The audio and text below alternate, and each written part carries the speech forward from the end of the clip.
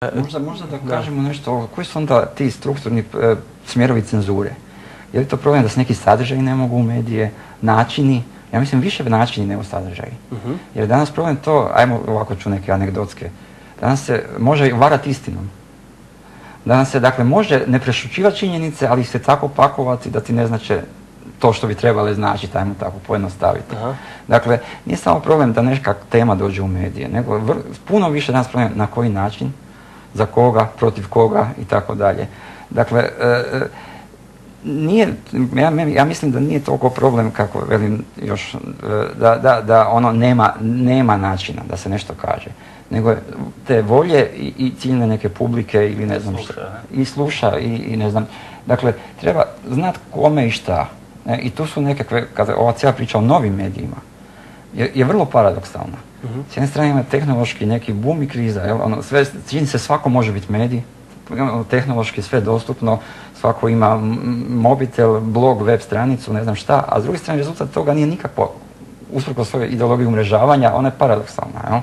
Dakle, sve veća izolacija u tom sve većem druženju. Da, zapravo ispada da recimo, ne znam, mogu otići negdje na nekakvu konferenciju za medije ili okrugli stol ili u krajnjoj liniji se lijepo pozvati u kino, tražiti akreditaciju, onda kad me pitaju s kog sam je medija, kažem pa moj blog je medij, dakle... Da. Onda doista... Da. Ovo što je Mladen spominjao Rusiju, naime tamo je Putinova vlada donijela jedan kao prijedlog zakona o tome da se emo i gotik subkultura trebaju zabraniti i onda ih oni opisuju čak u dokumentima. Dakle, to su, kaže, mlade 12 do 16, nose karakteristične frizure, nekakve zakovice,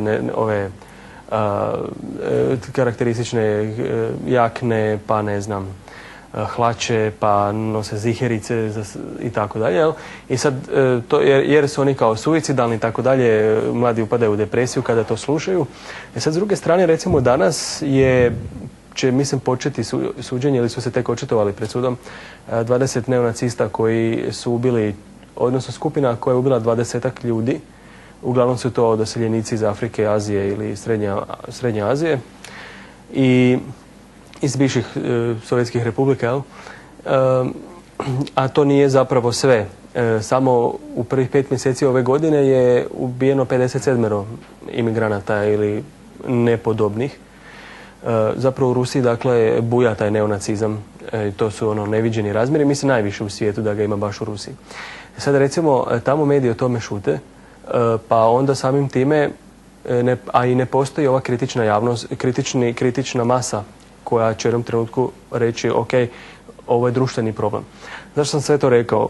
U Zagrebu situacija dobro nije u tim razmjerima, ali dobro, Zagreb je 10 puta manji grad od Moskve. Mi imamo situaciju da malo skupine divljaka, zapravo bih rekao horde divljaka i ja bih ih nazvao teroristima, jer neko ko terorizira građanina naprosto je terorist, ne mogu drugčiji. Jer ako 5 umobolnika napadne čovjeka na Savskom nasipu i pokuša ga baciti u rijeku, nakon što ga pretuku, jednostavno ne znam što je to nego to. Ili kad neko, ne znam, na građane na javnim skupovima baca molotovljeve koktele ili suzavce. Ili kad recimo ova premlaćivanja koja smo imali javnih osoba i novinara i tako dalje. Imam osjećaj da su baš mediji potpuno zakazali, a čak i ovi nekakvi intelektualci, lijevi, desni, koji god da jesu, u tome da upozore da je riječ o jednom društvenom problemu. I to može čak prvorazrednom. Jednako bitno kao i skupoća i nezaposlenost i tako dalje. A imam osjećaj da su se i političari malo uspavali. Pa evo sad recite vi kao i političari i novinari, kako je recimo gledate na taj? Mislim da je to stvarno prvorazredni problem o kojem nitko ne govori kao o društvenom problemu, nego se govori kao o izoliranim incidentima i premlaćivanju, ne znam, Rađenovića ili Miljuša, ali to onda ostaje kao slučaj za sebe. Ne govori se o fenomenu nasilja. Pa možda ste donekle u pravu s obzirom na prirodu medija. Jer ne možemo reći da premlaćivanje Rađenovića ili Miljuša nije u medijima imalo puno, gotovo nema dana da se nešto ne objavi. Sad je naravno pitanje da li koncept medija, dnevnih novina kakve imamo, da li dopušta neke šire i duboke analize, onoga nažalost izgleda da ne.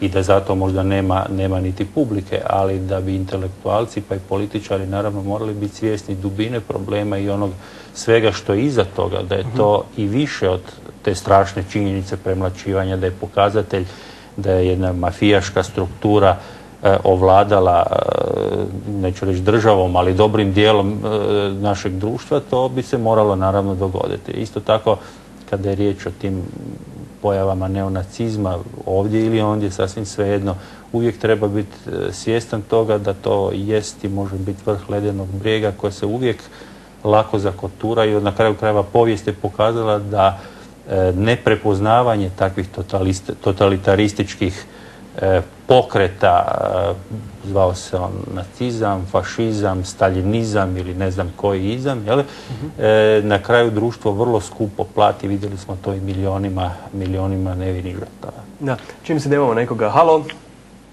Dobar večer. Večer. Malo se kasno uključujem u emisiju, ali ako govorimo o medijama, ja bih rekao da hrvatske medije stvaraju umjetnu atmosferu histerije.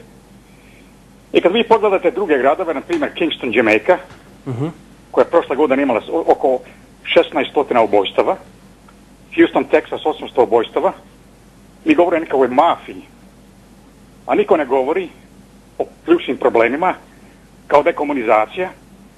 U Zagrebu živi čovjek koji je odgovoran za smrt 14.000 ljudi u Macelju, šef Krapinske OZNE, ima partizansku penziju na Tuškancu. Je li ovo vama demokracija nekakva? To za mene nije.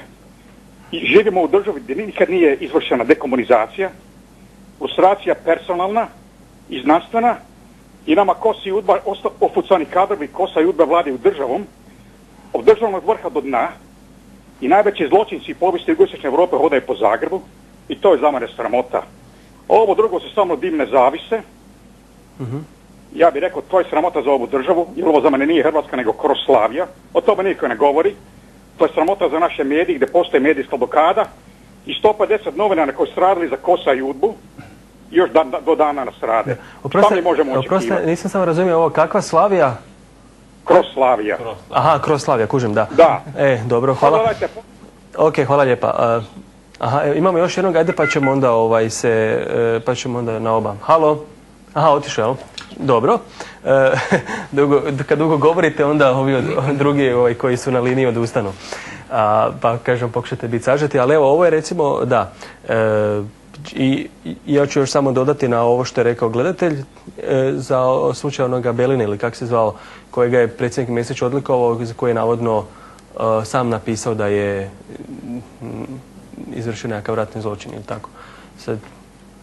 Pa, gospodin očito govori sa određenih i svjetonazorskih i političkih pozicija, ali ono što bih ja izvadio kao bitno iz toga i čim bi se uvijek složio, to je da bez obzira o kojem sustavu govorili, o kojoj ideologiji govorili, o kojem političkom pokretu govorili, nešto što je zločin i mora se kazniti. Dakle, svaka ideologija, lijeva, desna, srednja, ovakva, onakva, koja tolerira zločin kao svoj pokretač je na krivom putu i zato sam uvijek zato da oni koji jesu počinili zločine, bez obzira koja ih ideologija na to gurla, budu kao pojedinci kažnjeni. Ali to s druge strane naravno ne otklanja potrebu da se ti globalni pokreti svjetski vrednuju u kontekstu globalno, dakle kako su i djelovali i da se ne izjednačavaju po svojoj povijesnoj ulozi, jer oni to nisu. Isto kao i Domovinski rat. Ja bih nadovezao dalje.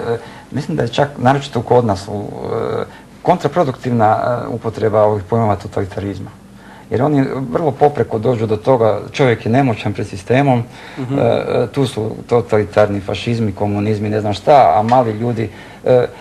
Totalitrizam je teško, zavisi kako ga se upotrebljava i tako operacionalizirati, a i neki prostor slobode je uvijek negdje postoji i treba na njemu inzistirati. Jel imamo još nekoga? Halo? Čini mi se. Aha, sad nemamo, evo.